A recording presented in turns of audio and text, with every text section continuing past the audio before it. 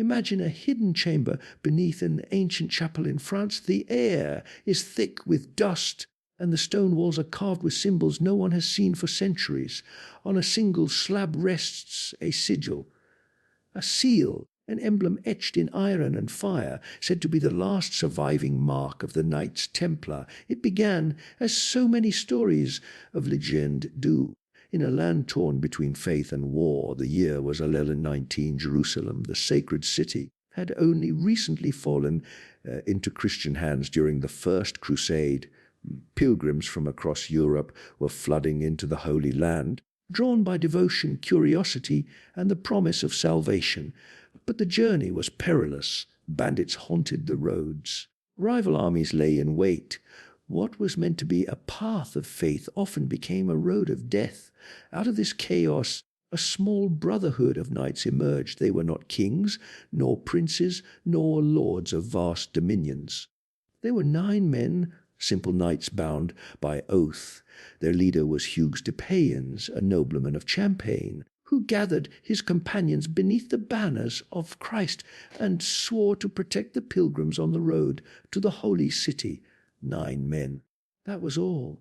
And yet, from that humble beginning would rise one of the most powerful, enigmatic, and feared orders the world had ever known, the poor fellow soldiers of Christ and of the Temple of Solomon, the Knights Templar.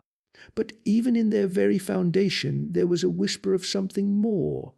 For the King of Jerusalem, Baldwin II, did not simply grant them the blessing to protect the pilgrims.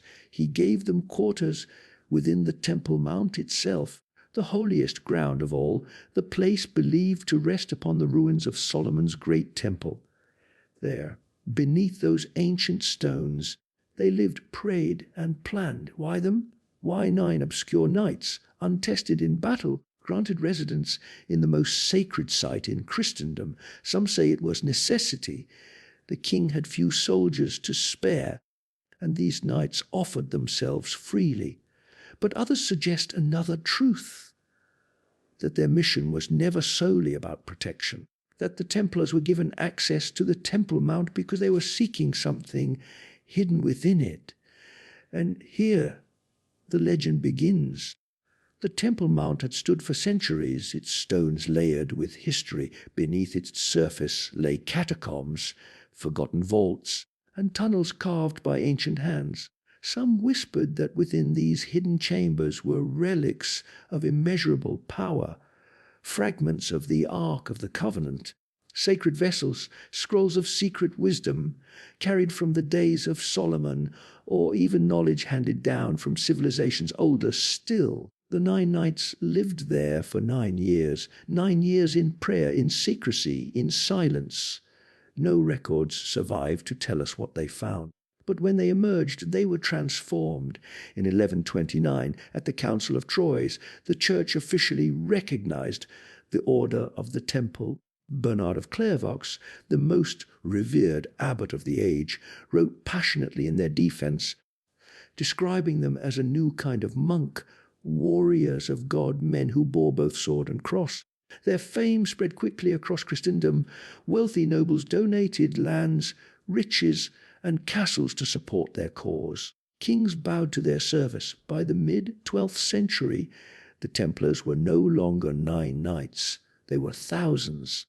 But one cannot help but wonder what lay behind that meteoric rise.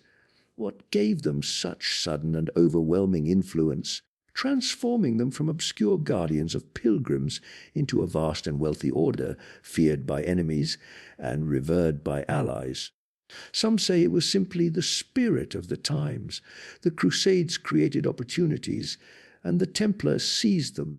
Yet others whisper that it was something more, that in those 9 years beneath the Temple Mount, they uncovered a secret that propelled them into power, a secret they guarded with their lives, a secret symbolized not in crowns or in castles, but in a sigil.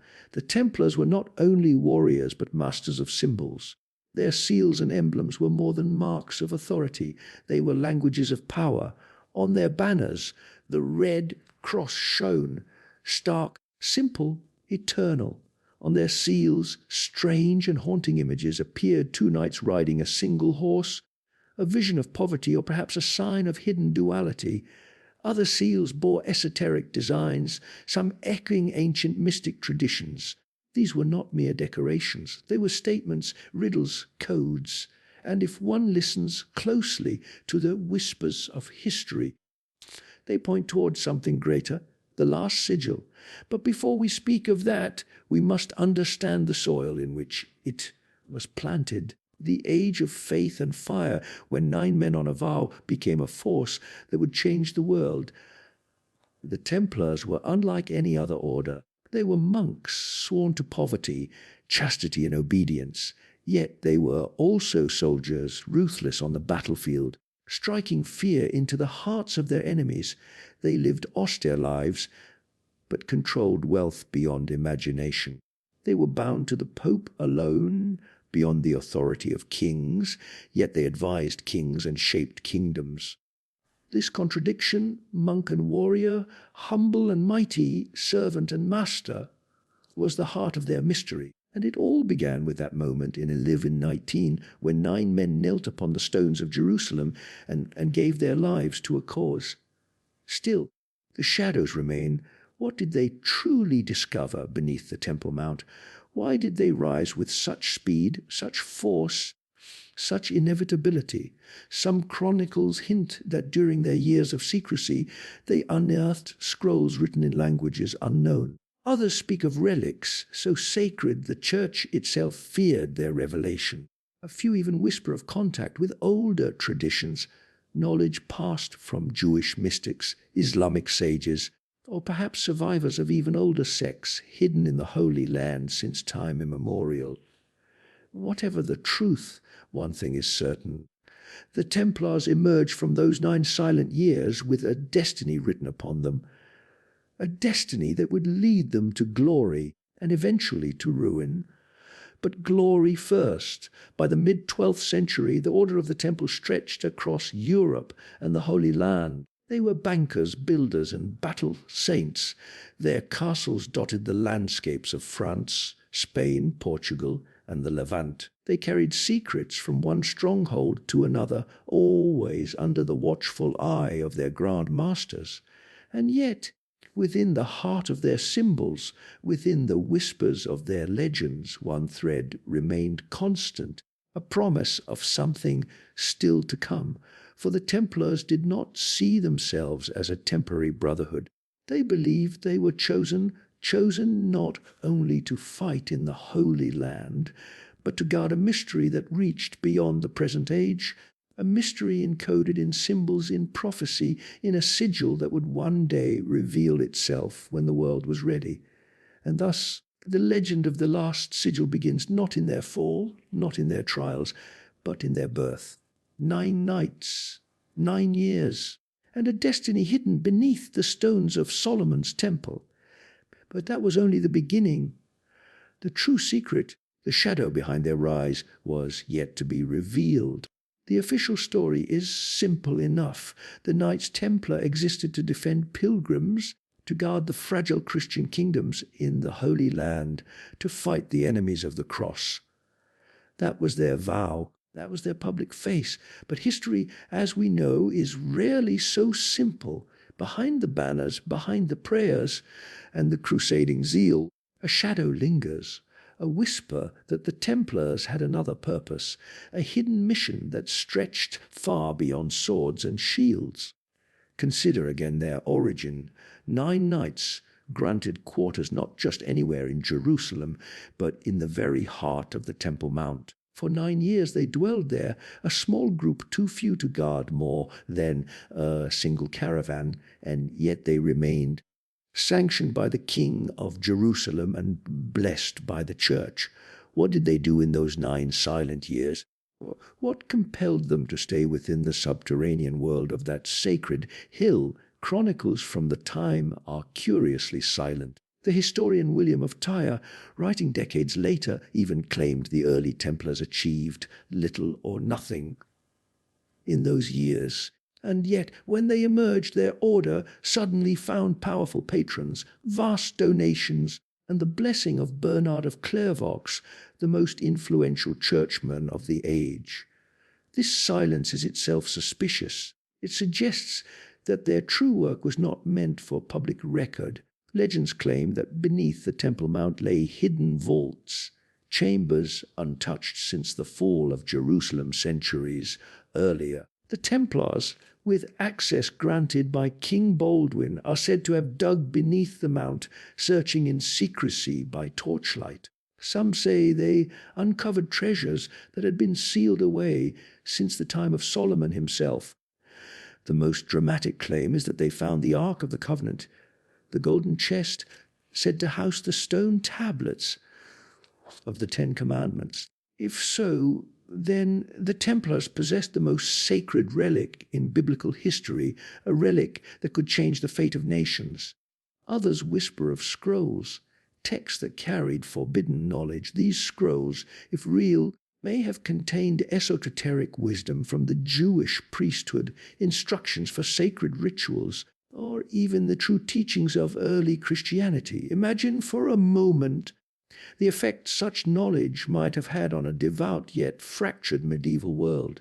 Still others suggest relics of Christ himself, the Holy Grail, fragments of the true cross, or the spear that pierced his side. And there is yet another theory, stranger still, that the Templars discovered not objects, but knowledge of an ancient science, a wisdom carried from Egypt, Babylon, or even older civilizations whose memory was buried beneath myth. Geometry, astronomy, or alchemical secrets that would one day influence the very architecture of Europe, from Gothic cathedrals to mysterious chapels. These are only whispers, yet they persist because the Templars, upon emerging from their 9 years of secrecy, were transformed. Suddenly, they were no longer a band of obscure knights. They were the chosen guardians of the church. Donations of land poured in. Nobles sent their sons to join their ranks. Within decades, they were building castles that rivaled kingdoms, commanding fleets of ships, and establishing a financial network across Europe that would become the envy of monarchs. How could such a meteoric rise occur without something extraordinary at its root? Perhaps the answer lies in their symbolism. The Templars did not choose their emblems lightly. The double knight's seal, the cross pate, the red cross upon a field of white, each symbol carried layered meaning. For the faithful, these were marks of devotion. For the initiated, perhaps they concealed deeper truths. One story claims that during their secret excavations, the Templars discovered not a relic, but a mark, a sigil carved into stone, ancient and powerful. A symbol older than Christianity, older even than Judaism, but preserved beneath the temple. This sigil, some believe, was studied, copied, and carried back to Europe in hidden manuscripts. It became part of their secret language, their silent code. If true, this would explain the growing rumors throughout the Middle Ages that the Templars were not merely knights of Christ, but guardians of a hidden gnosis, a secret knowledge. Their enemies accused them of heresy, of worshipping idols, of performing strange rites. Such accusations were later used to justify their downfall. But perhaps those rumors began because the Templars truly possessed something the world was not meant to see. And it was not only their enemies who sensed this. Even Bernard of Clairvaux, who praised the Templars, described them in terms more mystical than martial. He wrote of their dual nature, both monk and warrior, living paradoxes who were neither of this world nor wholly apart from it. The question then is this: were the Templars soldiers first, or were they seekers of something greater? Think of the pattern. They are founded in secrecy. They spend 9 years beneath the temple. They emerge with wealth, power, and influence beyond imagining, and at every turn there are whispers of a hidden purpose. If their true mission was only to guard pilgrims, history would have remembered them as a footnote. Instead, they became a legend. It is in this hidden mission that the seeds of the Last Sigil are planted. for what they may have uncovered beneath the temple. Whether relic, scroll, or secret knowledge was not simply for their own age. It was for an age yet to come, and so they guarded it, encoded it in symbols, buried it in rituals, hid it in plain sight within their castles and cathedrals. They created a brotherhood not only of arms, but of memory, a chain of guardianship stretching across generations. But such secrets are dangerous. Powerful knowledge invites powerful enemies, and while the Templars grew in strength, so too did suspicion. Kings who owed them money began to resent their influence. Clerics who envied their independence began to whisper against them. In the shadows remained the question, what had they truly found? This hidden mission would one day be their glory. It would also be their curse, for the same mystery that gave them power would later justify their destruction. But we are not yet at that part of the tale, for now, in the 12th century, the Templars stood ascendant. They had wealth, armies, castles, fleets. They had the blessing of the church and the fear of their enemies. And beneath all of this lay the secret that bound them, the mission that began beneath the Temple Mount, the search that perhaps uncovered the last sigil, the prophecy of an age not yet born. The pilgrims believed the Templars were their protectors. The kings believed the Templars were their allies. The church believed the Templars were its servants. But the Templars themselves believed they were something else entirely. Guardians of a mystery, keepers of a prophecy, and so the hidden mission continued, veiled in secrecy, carried in silence, marked only by symbols and whispers. But that was only the beginning, for what was hidden would one day come to light. And when it did, the world would never be the same. Throughout history, empires have spoken through armies and kings, but secret brotherhoods speak through symbols. And for the Knights Templar, symbols were their true language. To the world, they were the warriors of Christ. Their white mantles, marked with the crimson cross, told all who looked upon them that they were men set apart, bound by vows of poverty, chastity, and obedience. But within the order itself, symbols carried deeper meanings. Emblems, seals, and sigils that whispered of hidden truths.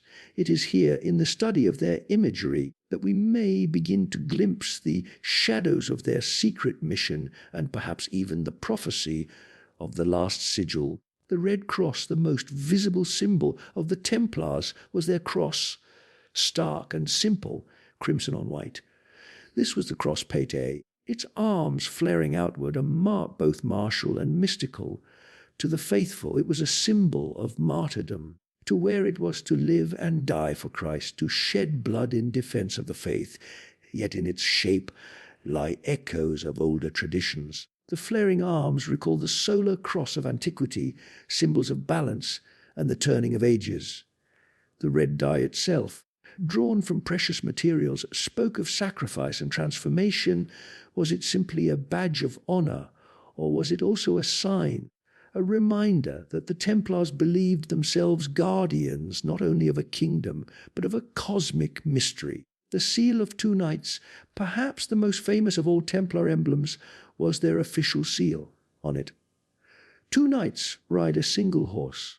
At first glance, this was an image of poverty, a reminder that in their early days the Templars were so poor that two men shared one mount.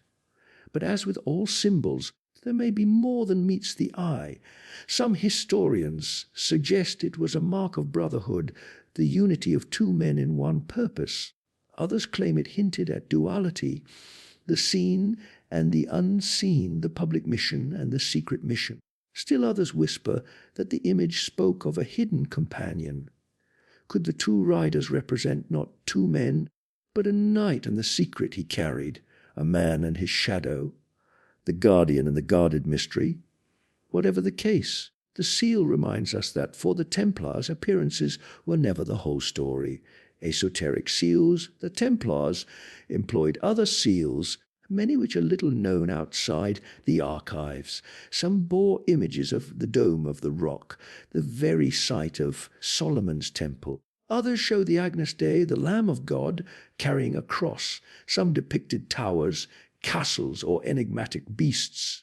Each image carried a message, and some strange, abstract designs that defy explanation appear almost like sigils of forgotten rites, symbols whose meanings were known only to initiates. It is these lesser-known seals that intrigue scholars of the esoteric, for within their lines and patterns may lie fragments of an older symbolic language, borrowed perhaps from Jewish mysticism, Islamic Sufism, or even the Hermetic traditions of Egypt and Greece. If so, then the Templars were more than knights. They were preservers of ancient knowledge, cloaking their wisdom in emblems so that only those with eyes to see might understand. The Last Sigil amid these symbols whispers speak of one that has never been seen in full. The Last Sigil, according to legend, the Templars preserved a symbol not meant for their time, but for the future. It was not displayed on banners, nor stamped on wax, nor carved on stone for all to see. It was hidden, guarded, passed down from master to master, preserved in secrecy. What did it look like? No one knows. Some claim it was a fusion of cross and circle, a union of heaven and earth. Others believe it was a star-like design, echoing ancient cosmologies. A few suggest it was not a single mark, but a sequence of symbols, a code pointing to a time when the world would shift from one age to another. The Last Sigil, they say, was prophecy made visible, a sign that when the age of faith ended and the age of reason began to fade, the mark would re-emerge, carrying with it a message for those who could decipher it. And so, though it remains unseen, the Last Sigil haunts the story of the Templars like a ghost. Symbols in stone, the Templars left their marks not only in seals, but in stone. Across Europe, their castles and chapels bear strange carvings. At Tomar in Portugal, Rosslyn in Scotland, and Le Couvertoire in France, symbols appear on lintels, keystones and hidden corner stars, roses, geometric patterns, and crosses of unfamiliar form. These are not random decorations. They are deliberate, carefully placed, meant to endure through centuries. Were they simply devotional art?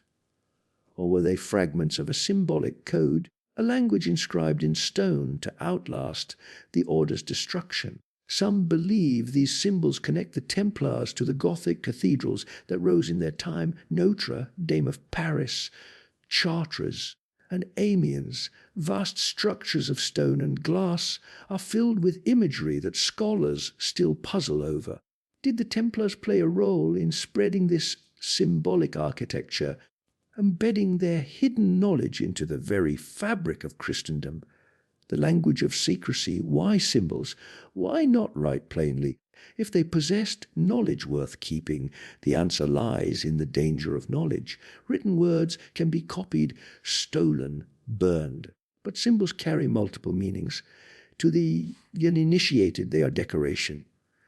To the faithful, they are devotion. To the initiate, they are code. By speaking in symbols, the Templars could preserve their secrets without revealing them. Only those taught to read the language could unlock the deeper truths. This is the way of all esoteric traditions: to hide in plain sight, to cloak fire in smoke, to bury truth in myth. And the Templars were masters of this art. The whisper of prophecy in time, the symbols took on lives of their own. The Red Cross became a rallying cry.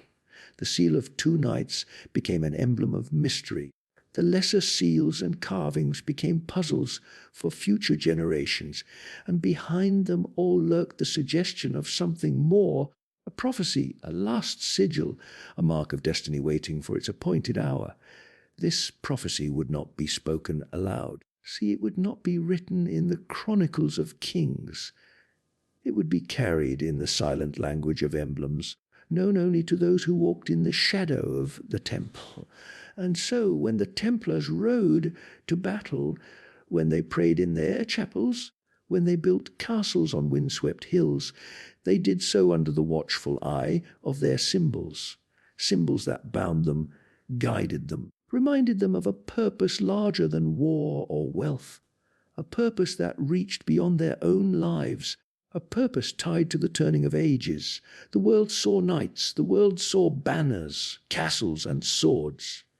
But the Templars saw more. They saw a destiny written not in words but in symbols, and somewhere, hidden in their secret tradition, lay the Last Sigil, the prophecy of the end of the age. But that was not the end of their story, for soon the Templars would rise to heights of power unseen before and attract the eyes of kings who feared them. And when those kings struck, the symbols would become more important than ever. For nearly 2 centuries, the Knights Templar stood at the heart of Christendom's story. They fought in battles. They built fortresses. They bankrolled kings. Their white mantles with the Crimson Cross became a symbol of both devotion and fear. But the higher they rose, the greater the shadow that followed them. By the late 13th century, the Crusader dream had collapsed. The last strongholds in the Holy Land fell one by one. In 1291, the great citadel of Acre, the Templars' most formidable fortress, fell to the Mamluks after a desperate siege. Thousands died. Survivors fled. The once mighty kingdom of Jerusalem was no more. The Templars withdrew to Cyprus, still powerful, still wealthy, but their original purpose, to defend the Holy Land, was gone. And with that loss came questions. Why should such an order exist? Now that its mission had failed, why should it hold lands, castles, and riches across Europe when the Holy Sepulchre itself was lost? Kings began to look upon them with envy. Nobles began to resent their power. The Church, once their shield, grew uneasy at their independence. And then came the king who would destroy them, Philip IV of France. The king in debt, Philip, was called Philip the Fair for his appearance, but behind the fair face was a mind of cold calculation. His wars had drained the French treasury. His ambitions outpaced his coffers, and who, in all of Europe, held more wealth, more lands, more untouchable resources than the Templars? The order had become the bankers of kings. They lent money, safeguarded treasure, transported riches across borders. Even Philip himself owed them immense sums, and so what he could not repay he determined to seize. But wealth alone was not enough to justify such an act. The Templars were sacred warriors, bound to the Pope himself. To strike against them openly would invite scandal and condemnation. Philip needed a weapon more insidious accusation. The whisper of heresy rumours had long swirled around the Templars. Their secrecy bred suspicion. Their strange rites, held behind closed doors, witnessed only by initiates, gave birth to whispers of blasphemy. Enemies accused them of spitting on the cross, of worshipping idols, of denying Christ. Most dismissed such tales as slander, but Philip saw in them a blade he could wield. Working with his advisers, and perhaps with spies planted within the order, he crafted a case against the Templars. Heresy, sodomy, devil worship, accusations so dark, so scandalous, that even whispers of them could tarnish the Templars' sacred image. And so, in secret, the king prepared his strike. Friday the 13th, the dawn of October 13th, 1307, a Friday, across France, in every city, every commandery, every Templar house, the king's orders were unsealed. The Templars were to be arrested, their property seized, their leaders taken in chains. The blow fell like thunder. In Paris, Jacques de Molay, the last Grand Master of the order, was seized during what should have been a time of peace. Across the realm, knights were dragged from their homes, accused, interrogated, tortured. It was the day that forever linked Friday the 13th with misfortune, a superstition that echoes to this day. Under the weight of the rack, of fire, of the screw, confessions were extracted. Yes, they spat on the cross. Yes, they denied Christ. Yes, They worshipped a head-shaped idol called Baphomet. Yes, they embraced each other in obscene rituals. But what truth lay in these words? Were they admissions of guilt or cries torn from men broken by torture? The Church itself hesitated. Pope Clement V, bound uneasily to Philip, at first resisted the king's actions. But Philip was relentless. Pressure mounted. The machinery of accusation ground on, and slowly the tide turned. The hidden treasure yet, even as the Templars fell, a mystery arose. When the king's men seized their commanderies, their castles, their vaults, they found little of the treasure they had expected. Gold, relics, secret writings, much of it had vanished. Where had it gone? Some say the Templars, warned in advance, spirited their wealth away. Others whisper of a great fleet that sailed from the port of La Rochelle, carrying not only riches but the very heart of the Order's secret, perhaps even the Last Sigil itself. From there, legends say, the fleet vanished into the mists. Some ships may have reached Scotland, others Portugal, others lands unknown. Wherever they went, they carried with them the mysteries the king could never seize. The end of the Grand Master years passed. Trials continued. Some Templars confessed and were pardoned. Others refused and were burned alive. The order was officially dissolved by papal decree in 1312. Its lands were transferred, at least in name, to the Hospitallers. But its spirit was shattered, and then came the final act. In 1314, Jacques de Molay, the last Grand Master, was brought to the stake in Paris.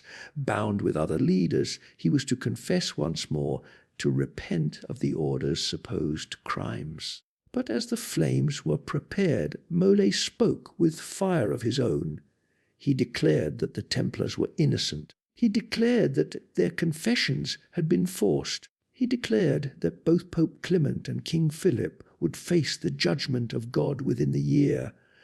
Then the flames consumed him, and legend tells us his prophecy came true. Within a year, both the Pope and the King were dead. The silence after, the Templars were gone, their lands scattered, their name blackened, their leaders dead.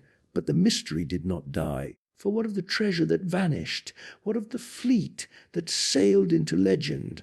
What of the secrets uncovered beneath the Temple Mount?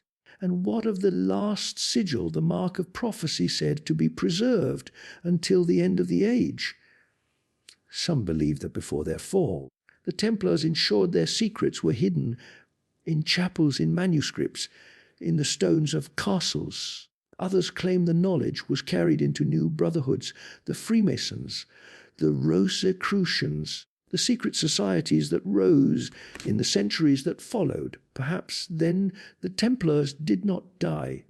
Perhaps they transformed, but for the world of the Middle Ages, their fall was a shockwave. The once sacred warriors of Christ had become heretics, burned at the stake.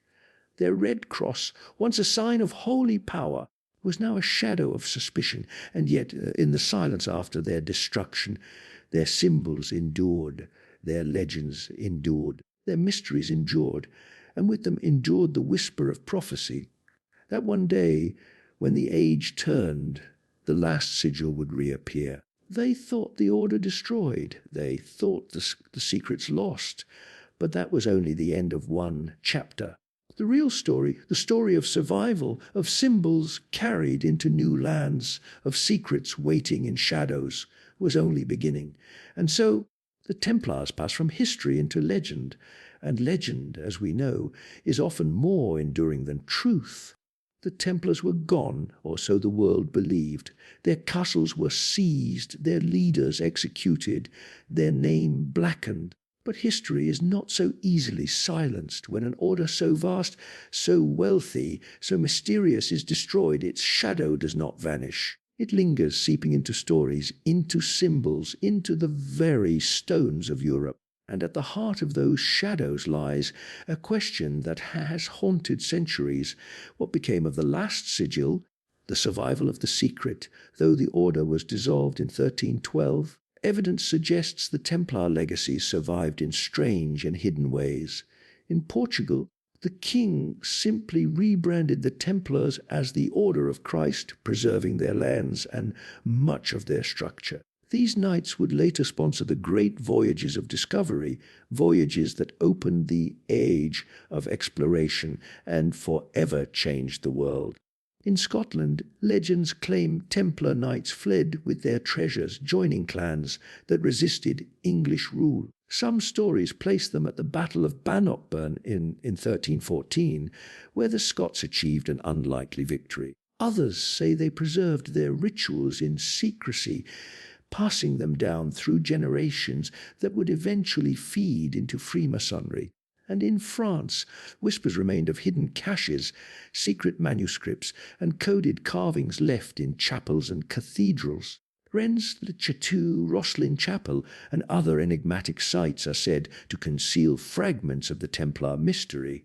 In every survival, in every legend, one thread persists, the guardianship of a secret symbol, a sigil tied not to their time, but to the destiny of ages. The age of prophecy, what, then, is this last sigil? Some say it was a physical seal crafted in metal or stone, engraved with a design that encoded esoteric truths. Others insist it was a map, a geometric figure pointing to sacred sites where hidden relics lay buried. Still others claim it was an astronomical key, a symbol aligning heaven and earth, marking the turning of cosmic cycles. To understand this, we must remember the medieval mindset. The world was not seen as random, but as patterned, ordered, filled with signs. Numbers carried divine weight. Stars were messages. Symbols were the language of eternity. If the Templars indeed uncovered ancient knowledge beneath the Temple Mount, it may have included teachings about these cosmic patterns, teachings that foretold the rise and fall of ages, the last sigil. Then it could have been their way of preserving this prophecy, ensuring it would reach the future. And what was this prophecy? That the world would pass through great cycles of time, that one age would end and another would begin, that when kingdoms crumbled and empires turned to dust, a new dawn would rise. But only after trial, after fire, after the breaking of the old, the last sigil, then was not merely a symbol, it was a warning, echoes in the present, centuries past.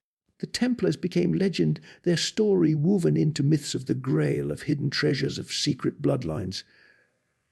But always the last sigil lurked in the background, a shadow that scholars and seekers tried to trace. Some claimed to find it in Rosslyn Chapel, where intricate carvings depict not only Christian motifs, but strange geometric patterns, plants unknown to medieval Scotland.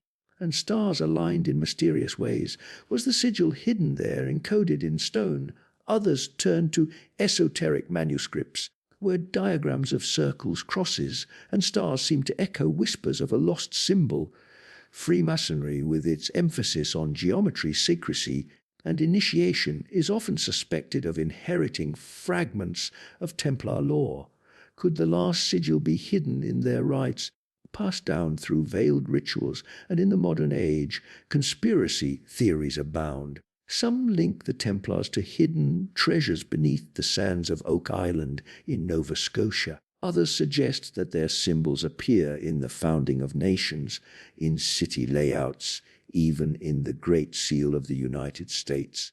Whether fanciful or true, all these echoes point to the same unbroken fascination that the Templars carried a mystery forward, and that the last sigil may still wait to be revealed, the end of the age. But what does it mean for us now? The prophecy of the last sigil speaks of the end of the age, not necessarily the end of the world, but the turning of a cycle. The ancients often measured time in vast epochs, the ages of gold, silver, bronze, and iron, the astrological precession of the zodiac, the great turning of cosmic wheels.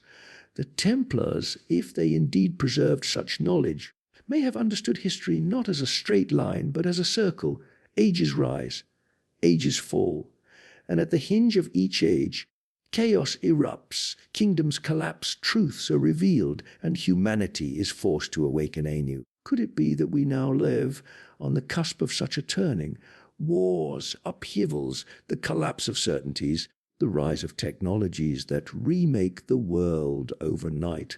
All these are signs of a threshold, the end of one age, the birth of another. If so, then the last sigil is not simply a relic, it is a message, a reminder that others before us foresaw these transitions, and that hidden within their symbols lies guidance for the path ahead. The legacy of the sigil, perhaps the last sigil, has already been revealed, hidden in plain sight, misunderstood by the uninitiated. Perhaps it lies still in stone or in manuscript, waiting for the one who knows how to see. Perhaps it was never meant to be found as an object at all, but to awaken as an idea, a spark, when the age itself demands it. That is the enduring power of symbols. They live not only in stone or parchment, but in the imagination. A sigil may be more than a mark. It may be a key that unlocks the human mind to truths hidden within itself. The Templars may have perished in fire. Their order may have been broken by kings and condemned by popes. But their mystery survived. Their symbol survived, their prophecy survived, and the last sigil, whether in stone, in star, or in spirit, still waits. The final reflection, so here we are centuries later, listening to their story in the quiet of night. The knights are long gone, their castles in ruins, their names half forgotten, and yet their shadow touches us still. The last sigil is more than a medieval relic. It is a reminder of the cycles of time, of the fragility of kingdoms, of the persistence of hidden truth. It is a symbol of endings, yes, but also of beginnings. Perhaps the prophecy is not about the collapse of the world, but about the awakening of those who can see beyond appearances. Perhaps the last sigil is not only the end of an age, but the birth of vision. And as we close this journey into the mystery of the Templars, one truth remains. Legends endure because they carry something we still need. And the last sigil, whether lost, hidden, or within us all, endures because its time has not yet fully come. One day, when the world turns once more, perhaps the sigil will reveal itself, and when it does, the prophecy of the Knights Templar will speak again.